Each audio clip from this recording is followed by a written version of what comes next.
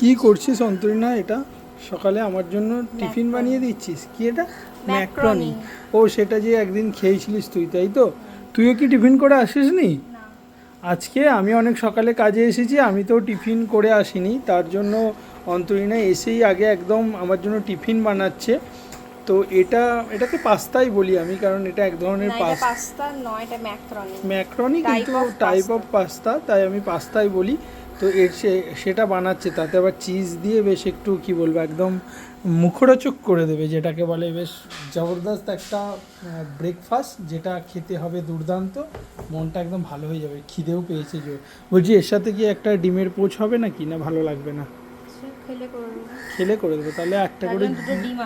দুটো ডিম আছে তো আমার এখানে, আবার ডিমের অভাব নাকি? মানে এই ঘর থেকে এখানে আনবো? ঠিক আছে, দুটো ডিম এনে ডিমের পোচের সাথে আজকে আমরা দুজনে একসাথে জলখাবার খাবো। তো তুই খাসনি কেন? আমি খাইনি বলে? টাইম পাসনি, তাই তো? না টাইম পাইনি নয়, এটা আমার বইয়ের একটা অজুহাত। আসলে যেদিন যেদিন আমি মোটামুটি জলখাবার খাই না, মানে ও আমার সাথে তো জলখাবারটা খাওয়ার চেষ্টা করে, তো যেহেতু আমি খেয়ে আসিনি, তার জন্য এটা ওর প্ল্যান যে ওখানে কাজকর্ম করে একেবারে 11টার মধ্যে বা 11টা 10-15 ঢুকে দুজনে একসাথে জলখাবার খাবো। তো চলুন এবার আমরা জলখাবারটা খাই। আজকেও কিন্তু ভালো গরম আছে, গতকাল তো মারাত্মক বৃষ্টি কলকাতায়, কিন্তু তারপর আজকে গরম কিন্তু ভালো। বৃষ্টি হয় না কালকে? ও সরি, ওটা পরশু দিন হলো না মারাত্মক বৃষ্টিটা? হ্যাঁ কালকে হয়েছে বৃষ্টি অল্প, আমার মাথা কাজ করছে না কাজে কাজে। আর সবচেয়ে বড় কথা, এই 10 তারিখ থেকে আপ টু 15, 16, 18 তারিখ অবধি আমার মাথা কাজ করে না, প্রচুর চাপ থাকে। মানে এই সময়টা চাপ বলতে কাজের হয়তো বিশাল চাপ থাকে না, কিন্তু মানে সব দোকানের ভাড়া, সমস্ত ভাড়া, সেগুলো দেওয়ার একটা চাপ আমার থাকে। তো চলুন এবার অন্তরিনা বানিয়ে নিই, তারপর আমরা খাবো, আসছি। এই যে দুটো ডিম আমার, মানে আমার বেকারি থেকে তোকে দিলাম, যেটা দিয়ে আমরা খাবো, মানে তুই আর তোর হাজব্যান্ড খাবি দুটো ডিমের পোচ। ঠিক আছে, আমি দিলাম। এই ডিমটার দাম জানিস? 8 টাকা। এটা বড় ডিম। কালকে মা বলছিল না যে এটা বড় ডিম, এটা 8 টাকা দাম। হ্যাঁ, মানে এমনি দোকানে যে লুজ ডিম বিক্রি করে, হ্যাঁ এখন 8 টাকা করে বড় ডিম।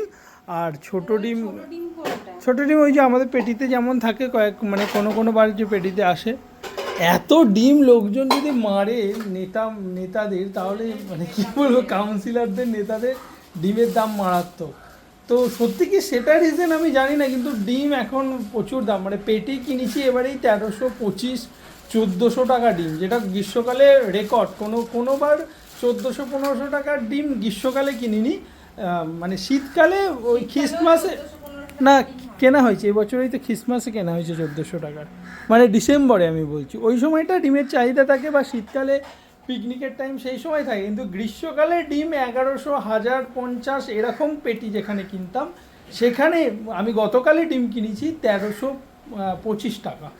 ভাবুন তো কী হারে ডিমের দাম। ওটাই, এটা মানে হাস্যকর কিছু ব্যাপার নয়, সত্যি করে ডিমের দাম বেশি। এবং আমাদের মতো ছোট ছোট ব্যবসায়ীদের কাছে যেটা কি বলবো, মানে খুবই চাপের। মানে এরম ডিমের দাম থাকলে আমরা কি করে, আমরা তো জিনিসপত্রের দাম বাড়াতে পারবো না হুটার না। তো হয়ে গেছে, দিচ্ছি না, মানে একটু কড়া, মানে কি বলবো, একটু বেশি করে ভাজবি পোচটা, যেরকম তুই করিস আর কি। ইন্ডাকশানে একটু প্রবলেম হয়, তাই না? হ্যাঁ, এদিকে বলে ইন্ডাকশন নাকি তাড়াতাড়ি হয়, কিন্তু এইসব ডিম ভাজা, তারপরে পোচ, এসব কিন্তু খুব ভালো হয় না ইন্ডাকশানে, অসুবিধা হয়। যা তুলতে গিয়ে ঘেঁটে গেছে, ও ঠিক আছে, কারণ ইন্ডাকশানে তুলতে গিয়ে পোচটা একটু ঘেঁটে গেছে, কোনো রেডি হয়ে গেছে আমাদের পাস্তা উইথ মানে ডিমের পোচ। তো এই জন্য নিয়ে নিয়েছি অন্তরিনা আর আমি খাবো এবারে। এটা নেই, এটা তোর না, এটা তোর। কেন রে? ওটা একটু ভেঙে গেছে বলে ও ভাঙাটা নেবে আর আমাকে ভালোটা দেবে, জানি না। এবার আমরা বসে দুজনে এই খাবো। ভালোই জল খাবার হলে নিচে বসে আরামসে খাবো। এই ফোন দেখতে দেখতে খাবি? জলের বোতলটা তো উপরে আছে, নামাতে হবে। তো চলুন এবার খেয়ে নিই। কেমন হয়েছে? তুই বানিয়েছিস, তোকেই জিজ্ঞাসা করছি কেমন হয়েছে। হ্যাঁ, তুই তো ভালোই বলবি, এগুলো তো তোর জন্য খুব ভালো খাবার, তাই না? সত্যি এটা খুব ভালো হয়, মানে দারুণ খেতে হয়। এখন এবার আমি ভালো হয়েছে, ওই পোচটা ঘেটে গেলো বলে। আর এখানে পোচ ভালোই লাগলো। চলুন টাটা, ব্লগটাও এখানে শেষ করলাম। কেমন লাগলো আপনাদের অবশ্যই জানাবেন। এরপর তো আরও কাজ আছে, সেগুলো করব। আবার সময় পেলে কিছু একটা ব্লগ করবো। সবাই খুব ভালো থাকবে। টাটা।